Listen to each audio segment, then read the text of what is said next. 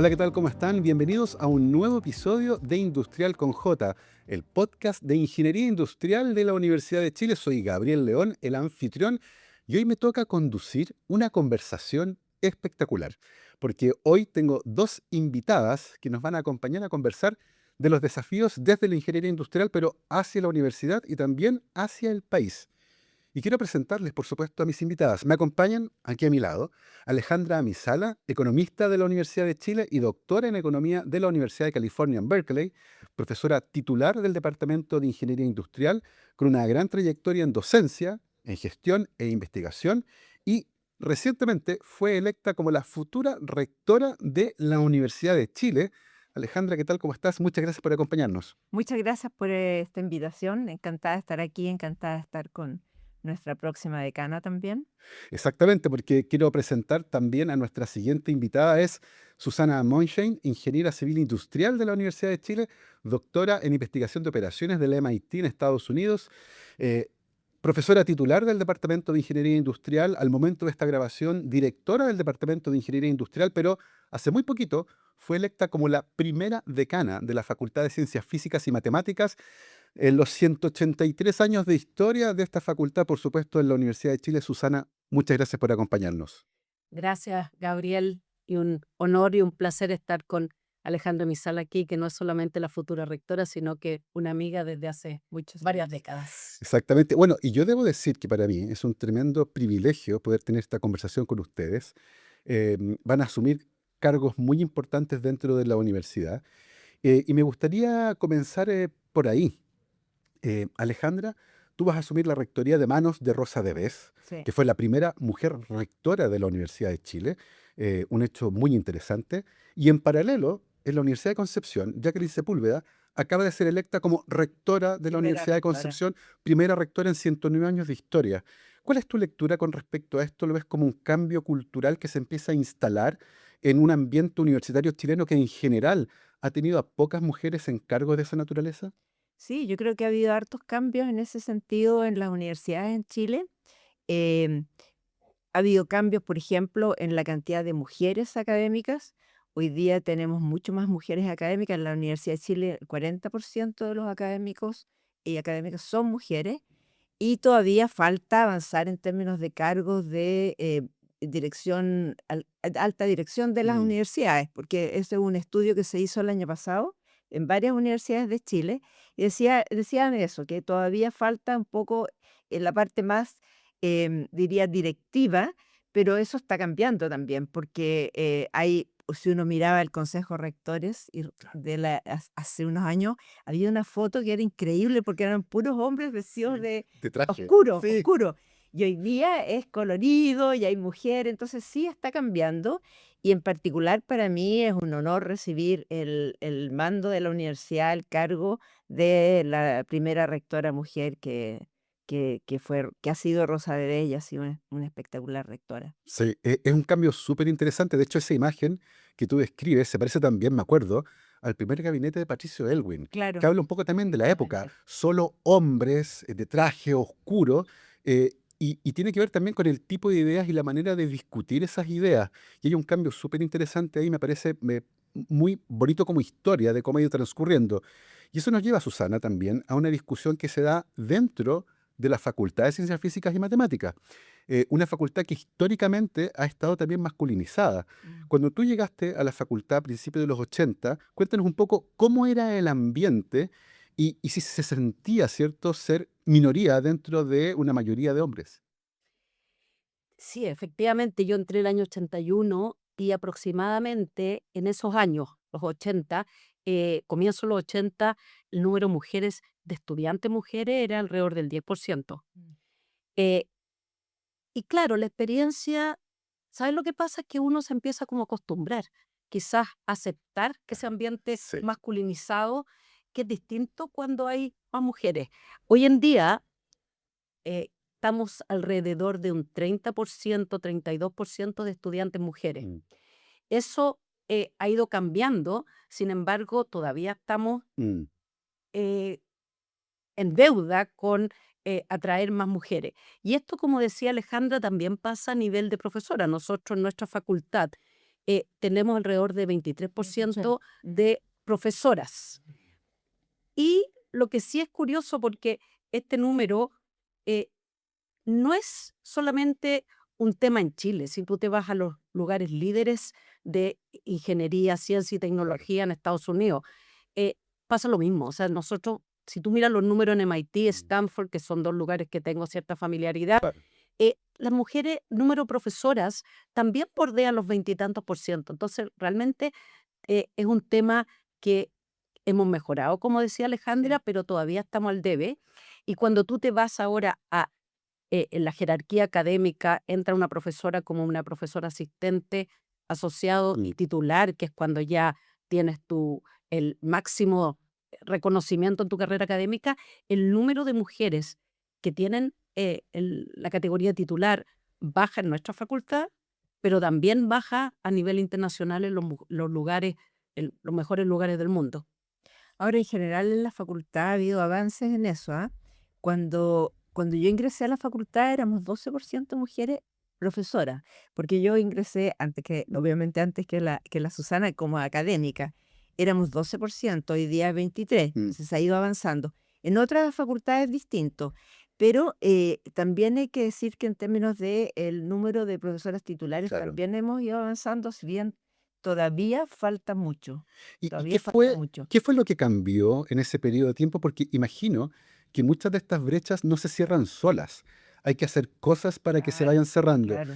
¿Qué cosas creen ustedes que ha cambiado en la universidad para manifestar cierto esta tendencia al alza, tanto en estudiantes como en académicas que tienen cargos directivos?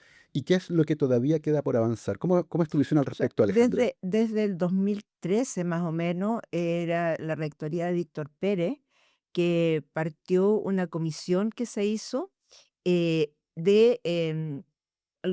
se estaba mirando qué estaba pasando con temas de género en la universidad. Mm. Eso fue como un primer estudio que se hizo y ahí se mostraron las brechas que había en términos de número de académicas y académicos en las distintas facultades y se creó una oficina de género en la Universidad de Chile. Fue bien pionera en eso, Mm. porque esto es mucho antes del Mayo Feminista. Estoy hablando de 2013. Y esa oficina de género empezó a pensar en política y al mismo tiempo, en el caso de nuestra facultad, que fue bien pionera, en el año 2011, las académicas mujeres de la facultad nos empezamos a reunir al principio nos mostramos lo que estábamos investigando para apoyarnos y nos llamamos las Adelinas, por Adelina Gutiérrez. Entonces, ese movimiento, y siempre los decanos anteriores siempre decían que la organización más fuerte que hay en la facultad es el de las Adelinas. Y hemos ido empujando. Política, verdaderamente. La única, decía, claro, digamos, ¿qué es realmente lo que hay en la facultad? Organizado políticamente, las Adelinas. Y ahí, en el año 2013, hubo un encuentro en de la facultad, de toda la facultad, y ahí nosotros empezamos a decir por qué no teníamos apoyo, tanto en contratar académicas mujeres, pero también que ingresaran estudiantes mujeres. Y ahí se hizo el programa de equidad de género de la facultad. Y logramos lo que decía la Susana. En el año 2013 ya no era 10%, entraba 19%, 18-19% de estudiantes mujeres en primer año y aumentó en un año a 28%, y hoy ya estamos alrededor de 30, 31, 32, dependiendo Entonces, pero es un movimiento que nace desde las académicas y que hasta el día de hoy existe. Y ese Estamos ahí. programa que decía Alejandra, que la primera generación que lo vivió fue la del 2014, en que hubo un cupo especial para mujeres, que eran aquellas que estaban inmediatamente en la lista de espera, pero que no habían ingresado, y que por lo tanto, si tú miras la lista de los puntajes entre los últimos 50 que entran y los primeros 50 que no entraron, las diferencias son mínimas. Entonces se hizo este cupo, el programa PEG, programa de equidad de género, donde entran mujeres y la experiencia ha sido fantástica. De hecho, hemos aumentado de 40, hoy día creo que vamos en 70. 70 mujeres bajo el puntaje de corte. Lo que es importante además que ha habido estudios en la facultad que muestran que su trayectoria académica, sus resultados son fantásticos. Exactamente. son súper buenos, porque no es que entren, sino que qué pasa a La lo largo de trayectoria. la trayectoria, súper bueno. Yo, de hecho, tuve una estudiante que fue tesista mía eh, y se graduó espectacular realmente la chica. Y cuando se graduó el día de su graduación, me dijo, profe, yo entré con este programa. Me parece fantástico porque muestra la importancia de cerrar activamente las brechas. Sí. No es sencillamente decir, oye, hay una brecha, veamos cómo se cierra. Hay que hacer cosas, hay que hacer programas y esos programas terminan siendo exitosos. En ese sentido, y pensando en el futuro de la facultad, por ejemplo, ¿dónde podríamos pensar que están los énfasis para seguir cerrando esas brechas? Porque hay programas. Ciertamente hay interés también. Las niñas están viendo en el colegio que la facultad es un espacio de desarrollo profesional. ¿Cómo ves el futuro en ese sentido, Susana? Bueno, yo quería agregar ahora que justamente estamos en este momento feliz donde la rectora y la decana de la facultad son mujeres, y que ya la rectora anterior también fue mujer, que yo esperaría que ojalá en la próxima década esto ya no sea noticia, o sea, Exactamente. Claro, que es un realmente tema. sea, Que- La sea normalidad. la normalidad. Claro. Y yo creo que en ese sentido sí nosotros vamos a jugar un rol importante que yo creo que para las niñas de colegio Sí. me refiero, y también en la universidad, ver que estos cargos son, en este momento están liderados por mujeres, yo creo que sí podemos jugar un rol importante, no solamente como modelos, pero también activos, ¿ah? O sea, yo creo que nosotros, lo que yo aspiro es, ojalá, juntarme en forma periódica, pero en actividades universitarias, ya no decir, oye, porque ustedes son mujeres, están trabajando, las invitamos a participar en algún proyecto. Fíjate que a mí me pasa, en mis últimos 15 años he trabajado en el tema de salud pública, en Sí. particular cáncer, y me impresiona la cantidad de mujeres que van a mi oficina diciendo que están muy entusiasmadas y que quieren hacer sus trabajos de tesis, de memoria conmigo. Sí. Y yo no sé si es el tema o el hecho que a lo mejor se sienten cercanas conmigo porque soy Mm, mujer. Entonces claro. yo creo que es una combinación de las Sí. dos cosas. Entonces Sí. yo creo que en ese sentido, además de estos programas estructurados donde tenemos cupos especiales, yo creo que el acercamiento de nosotros a las estudiantes, yo creo que también va a jugar un rol fundamental y espero que, como te decía, que esto ya no sea tema Sí. en la próxima década. Yo tengo la misma experiencia de estudiante, yo trabajo en la economía de la educación Sí, y también muchas estudiantes se acercan bueno, ya no, porque ahora voy a estar en un otro, poco más ocupada. un poquito más ocupada, pero sí, yo he tenido muchas estudiantes tesistas y también y apoyándolas a ellas para que se vayan a Mm, doctorar, porque muchas de ellas son del magíster en economía que tenemos en el departamento, que se vayan a doctorar y que después sean académicas también, y mm, eso es algo muy bonito, que uno tiene una sí. experiencia. Y yo creo que además hay que decir que en la Universidad de Chile se ha hecho mucho. A propósito de lo que te decía, primero esta oficina Sí. de género, después se convirtió en una dirección de género que depende de la rectoría directamente, y se han hecho políticas bien importantes. Por ejemplo, hay una política, un instructivo, en que eh, hay posibilidad de contratar académicos de un solo género, Mm, del género claro. subrepresentado. Sí. Por ejemplo, porque aquí te voy a hacer otro comentario, porque hay departamentos como los nuestros que serían académicas, ¿no es Claro. cierto? Pero hay departamentos que serían académicos, Sí.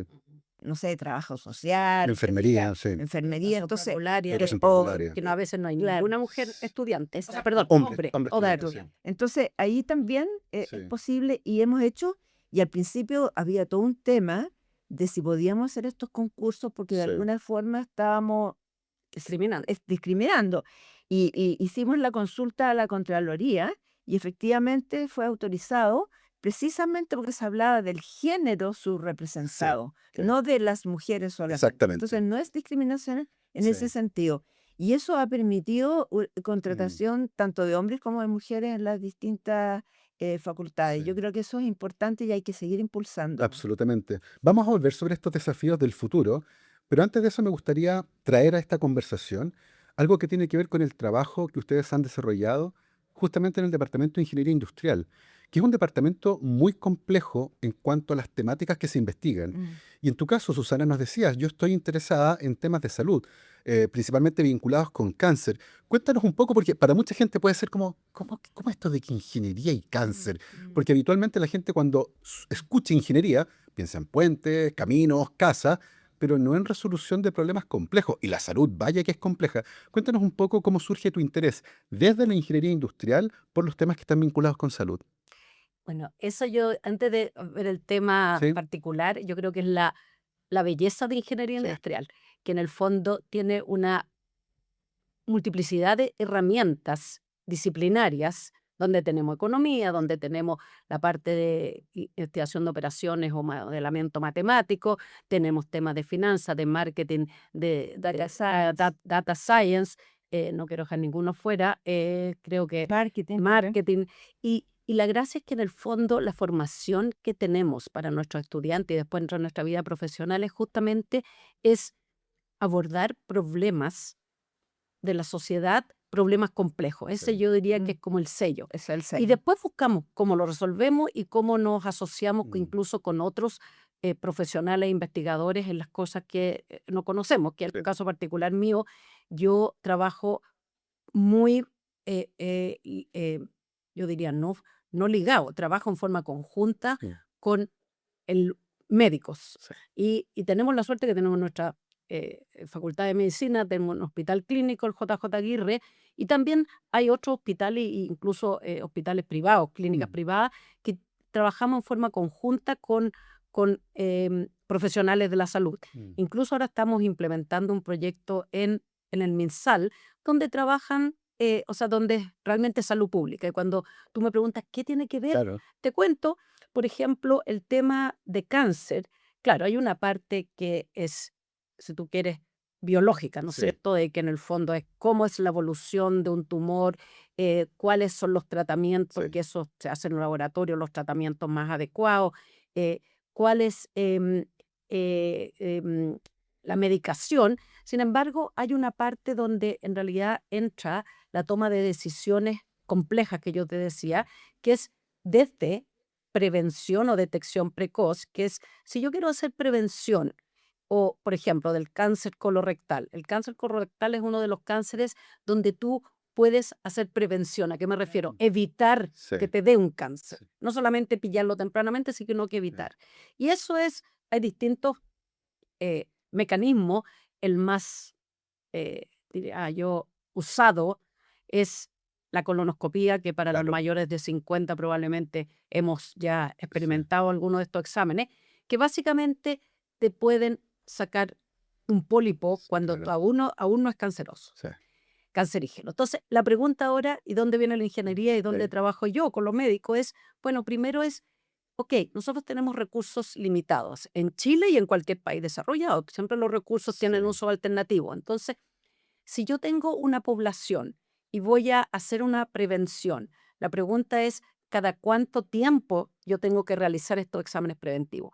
Y esa es una pregunta donde está la parte médica, pero es muy Sí. de ingeniería, porque Claro. es, yo puedo decidir hacerlo muy frecuente, fantástico, porque no se me va a pasar Claro. ninguno, Costos altos. pero es carísimo Claro. y tiene riesgo a la Sí. colonoscopia para los que se lo han hecho, o sea, Exactamente. tiene riesgos incluso médicos, no Sí. solamente Sí. del desconfort Sí, de, claro. de hacerlo. Sí. Y entonces ahí tiene un problema que es las enfermedades tienen una probabilidad de que Mm. yo los veo a todos sanos, pero hay una probabilidad que a lo mejor tengan ustedes Claro. un pólipo. Eh, los pólipos crecen lento hasta que se forman malignos. Por lo tanto, a lo mejor no es importante yo hacerlo cada un año, sino que cada 5, cada 10 años. Y ahí empiezan lo que llamamos en ingeniería, usamos mucho los trade-offs. Claro. Muchos, es menos probable que te dé la enfermedad, pero muy caro. Muy pocos, te aumenta el riesgo que cuando yo encuentre ese pólipo en realidad sea ya un cáncer.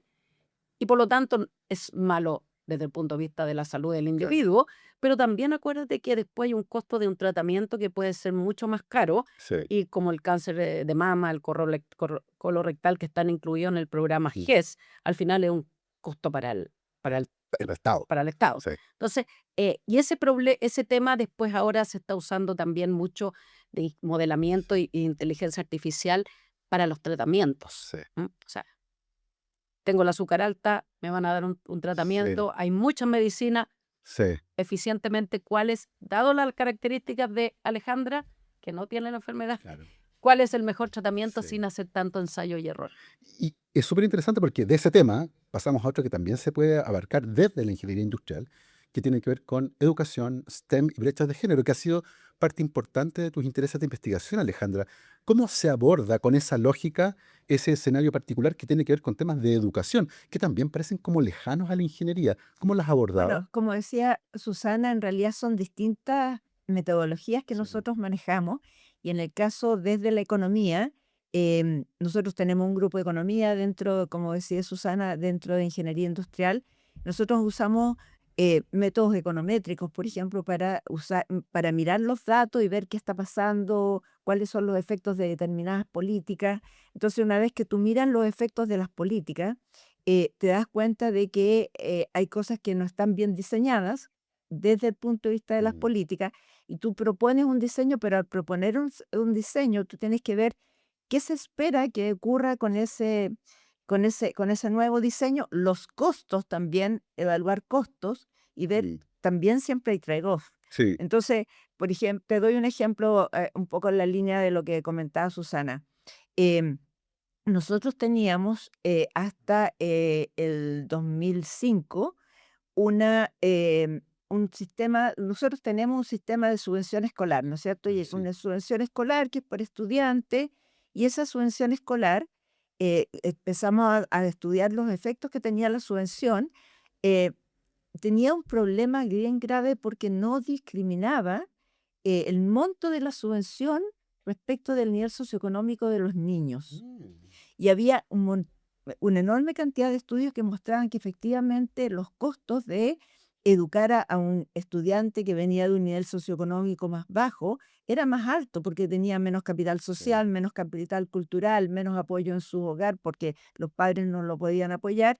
Entonces, empezamos a mirar qué había en la experiencia en el mundo y nos dimos cuenta de que a veces estos sistemas eran solamente para un grupo de la población o estos sistemas de subvención escolar o estaban diferenciados por nivel socioeconómico.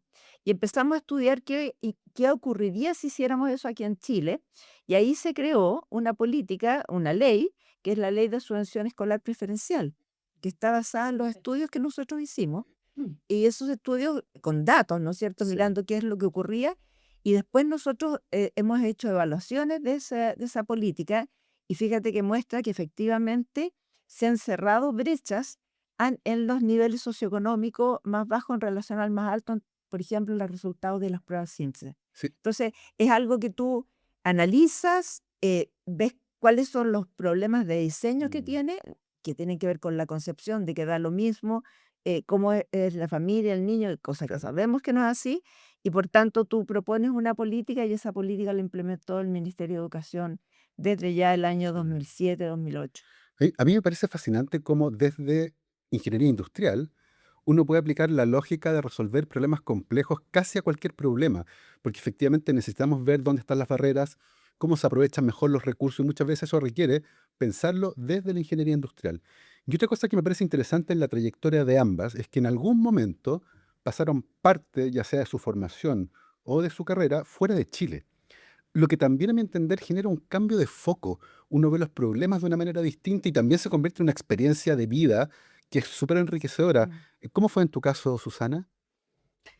Sí, yo pasé hartos años fuera de Chile. Hice mi doctorado, comienzo la década de los 90. Volví a Chile y después, el 2001, me fui por unos poquitos años a la Universidad de Yale y esos poquitos años terminaron siendo 10 años. Después uno ya empieza a hacer una vida Sí, claro. y con niños que van al colegio y que ya empiezan a tener su mundo. Nos fuimos quedando y quedando.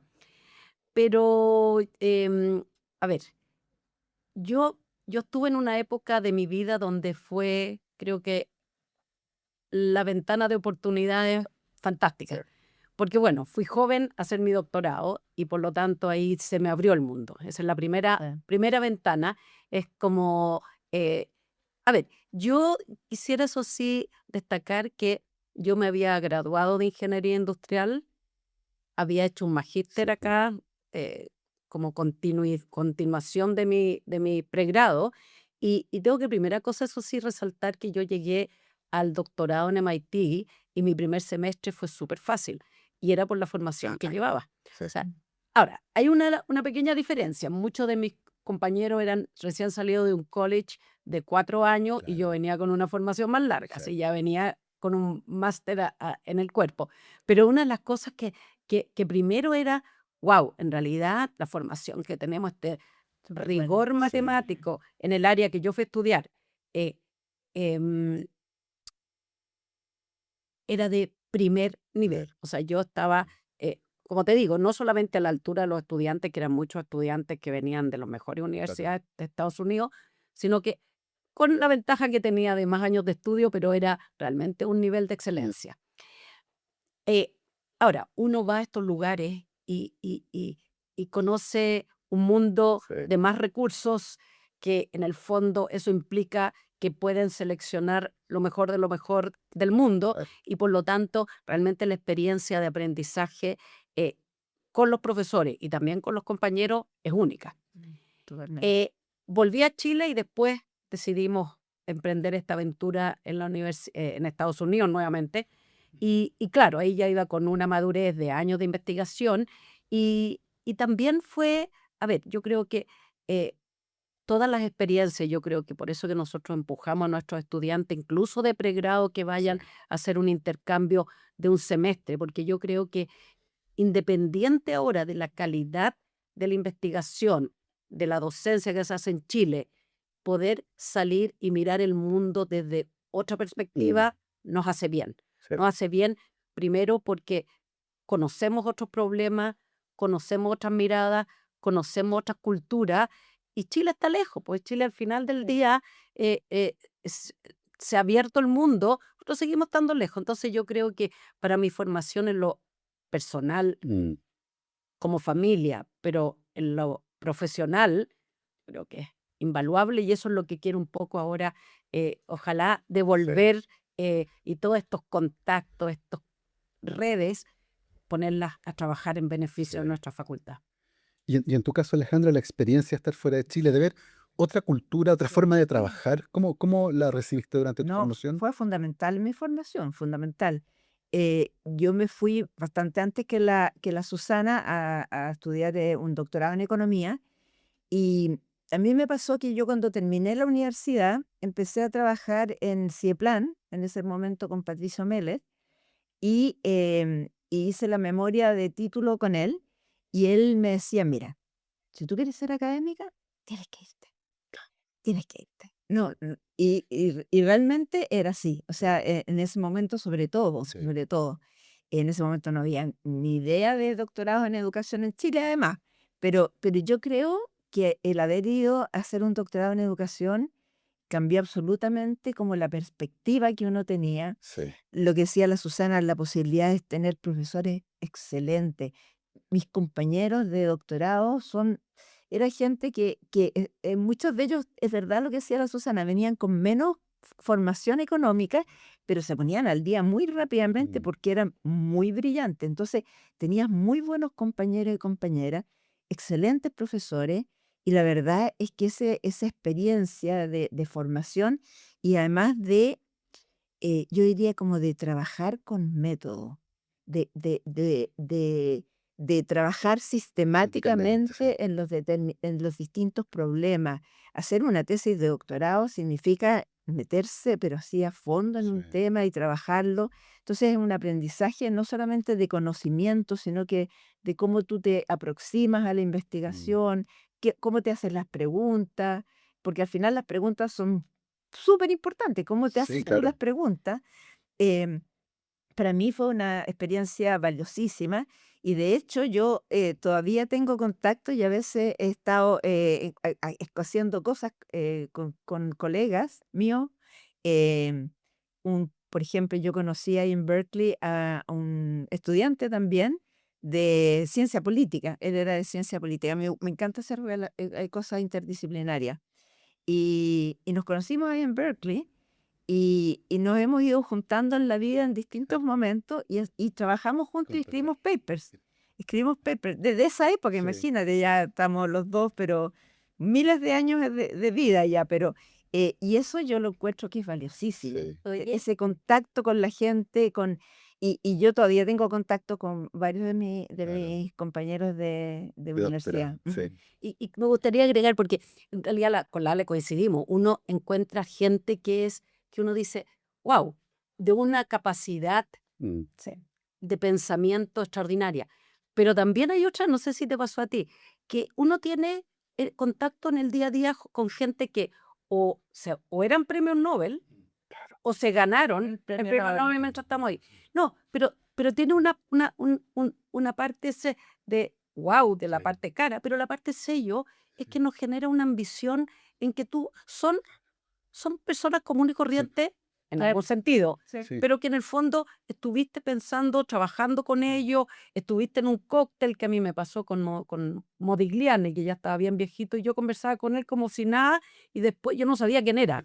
Y yo dije, pucha, estoy aquí con este, me dejaron sola. Claro, con- Y después te encuentras con esos personajes, después me enteré, pero lo bonito es que también te genera como, ¿saben qué más? Pensar en grande, Sí. pensar en estos problemas, Sí. así, Claro. donde Sí. puede hacer realmente un aporte tan, tampoco es prohibitivo. O sea, también Sí. podemos soñar y también se puede hacer desde Chile Sí. o estando en esta universidad. Entonces yo creo que también Sí. nos acerca a Mm, una parte humana Claro. que es muy también inspiradora para las Sí. cosas, para los objetivos que tenemos nosotros Sin en duda. el impacto de nuestra profesión.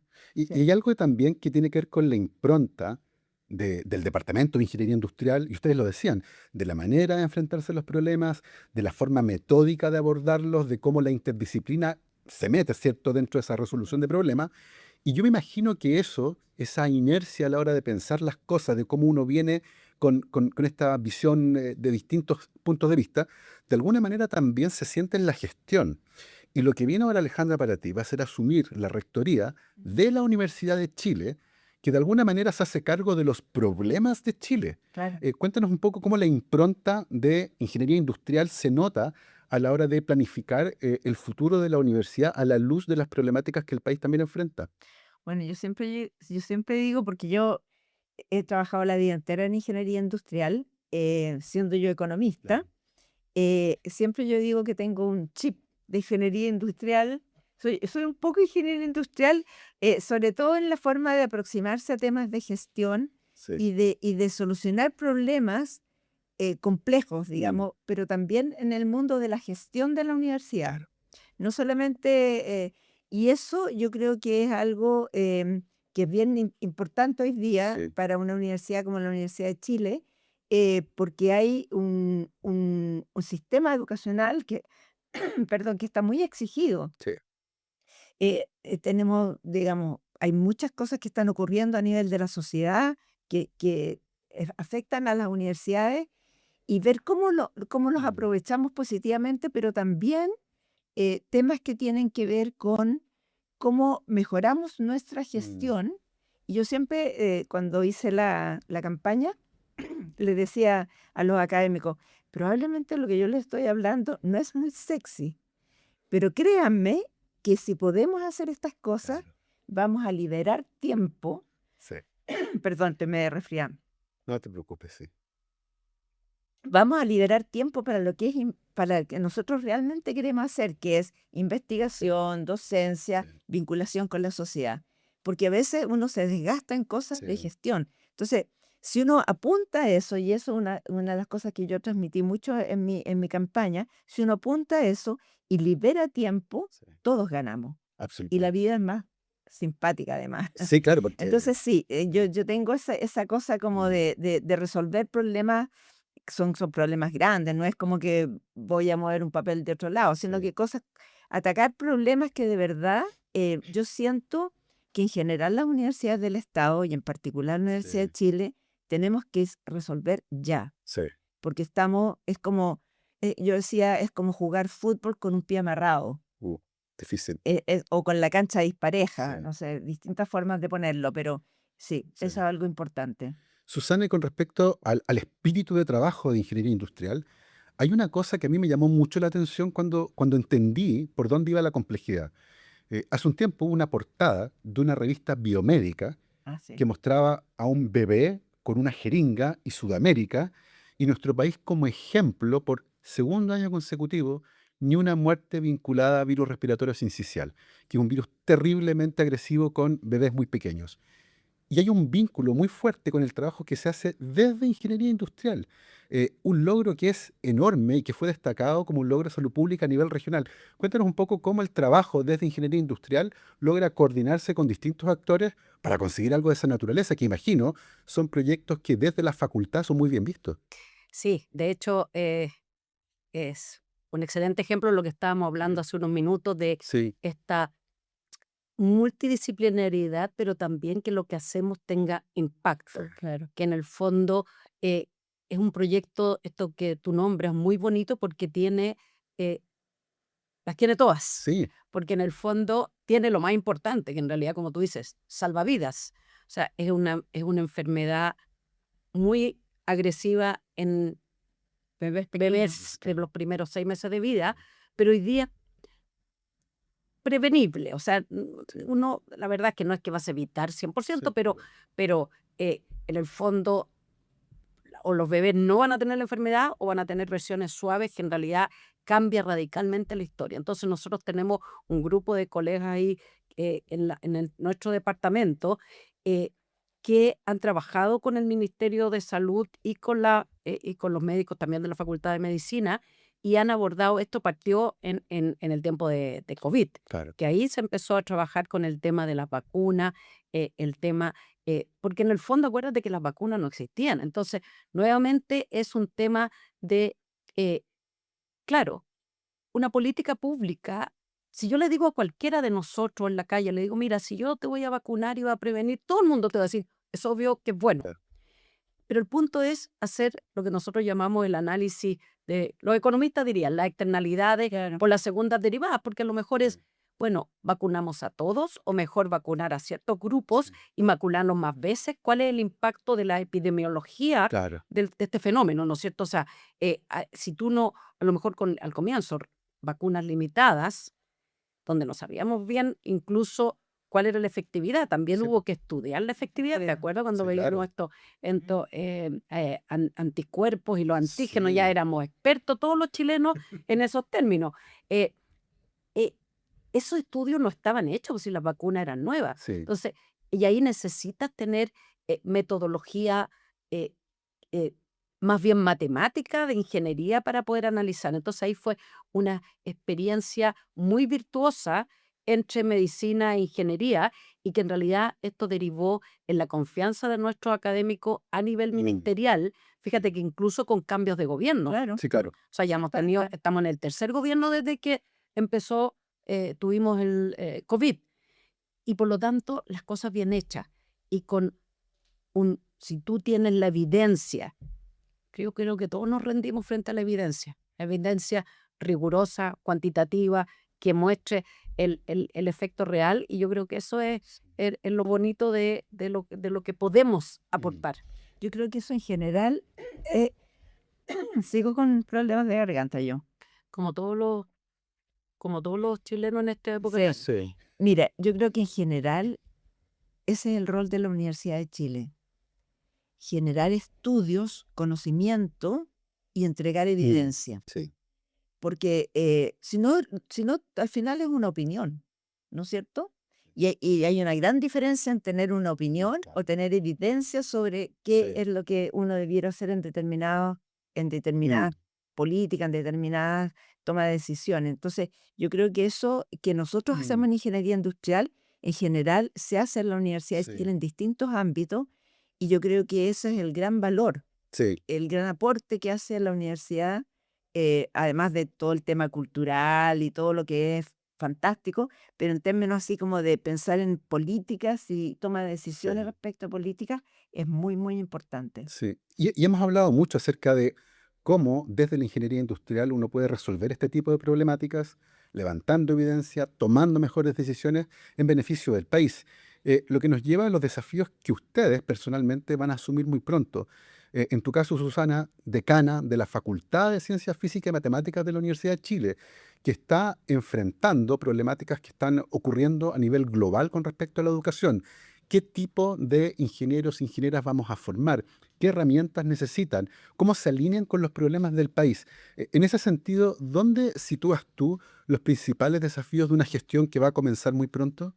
En el tema de formación de ingeniero, un gran desafío, y porque estamos en un periodo bien dramático de cambio, ¿no es cierto? O sea, ya llevamos más de una década con el tema de cambio climático, pero ahora estamos hablando desde el año 2023 que apareció, yo me acuerdo, ese año creo que se lanzó masivamente ChatGPT, Claro, en que inteligencia fue la artificial. novedad Claro. y lo usábamos como para googlear, no sé, ¿quién es Sí, Gabriel claro. León? Eh, Ahora que en realidad te resuelve problemas complejos Claro. y en un, en un tiempo que nunca hubiéramos pensado y que por lo tanto lo que va a pasar a 5 años plazo no tenemos idea, no tenemos idea. Y de hecho, yo creo que una de las eh, desafíos que yo veo para nuestra facultad es lo que estábamos hablando ahora, de justamente tenemos que formar ingenieros que sean multidisciplinarios. Yo creo que tenemos que enfocarnos menos en este embudo de conocimiento y en esta especialización, sino que justamente aprovechar nuestra facultad, que tenemos áreas diversas, e incluso con Alejandra, yo espero que trabajemos juntas, ir más allá incluso de la ingeniería propiamente tal, ¿sí? Tener Sí. multidisciplinariedad con otras carreras. Pero es un desafío, ¿ah? Es un Sí. desafío que yo lo quiero abordar como nosotros en ingeniería industrial Claro. miramos los problemas, Sí. o los desafíos o las Sí. oportunidades, es que realmente trabajemos eh, en conjunto, o sea, que no miremos los problemas en cada una de las disciplinas, sino que Sí. hagamos grupos de discusión permanentes en que veamos para dónde va la formación. Yo creo que las preguntas están abiertas, no tenemos respuestas Sí. únicas. Fíjate que hoy día me mandaron un artículo muy interesante y ahí te dejo complementar que, por ejemplo, de una persona, mujer, que ponía su currículum, ni siquiera su Sí. currículum, no Sí. sé si lo viste, Sí, sí, sus sí. antecedentes. Sí, sí, sí. Y era una persona que había hecho un trabajo fantástico en esta fundación de Ronald McDonald, que es para las familias de niños enfermos con cáncer.